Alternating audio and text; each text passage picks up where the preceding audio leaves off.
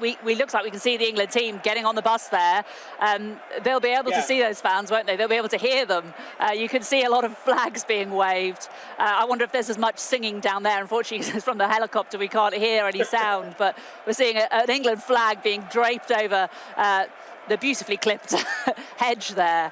So they're on the bus. No big fuss. They didn't stop. A bit of a wave there. Is that possibly Gareth Southgate? A bit of a wave for the fans as they're coming out of the hotel.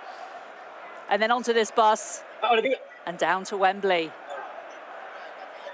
I think it's usually two buses as well, just because of the COVID regulation. Well, that was certainly the case in Italy, but because we were right beside them as they came out. But yeah, as you can see from the fans there, beyond when the players have been in stadiums, it doesn't feel like they've been this close to the atmosphere.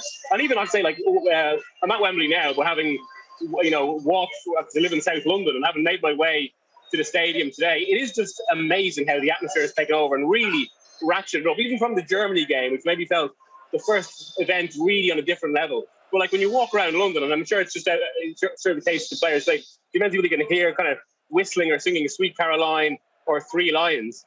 And as we can see from the images there, that's, I'm sure, at another level entirely around the team.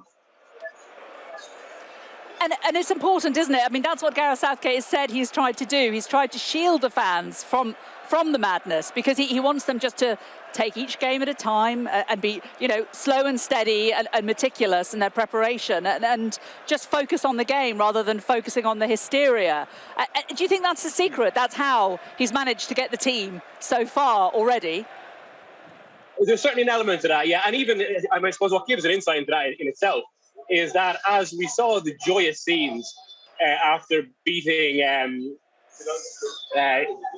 Denmark in the semi-final, and as all the players were singing Sweet Caroline, Southgate told us that he wasn't actually thinking of the euphoria or the meaning of being a finalist. He was actually still mulling over what had happened in the game and what needed to be fixed.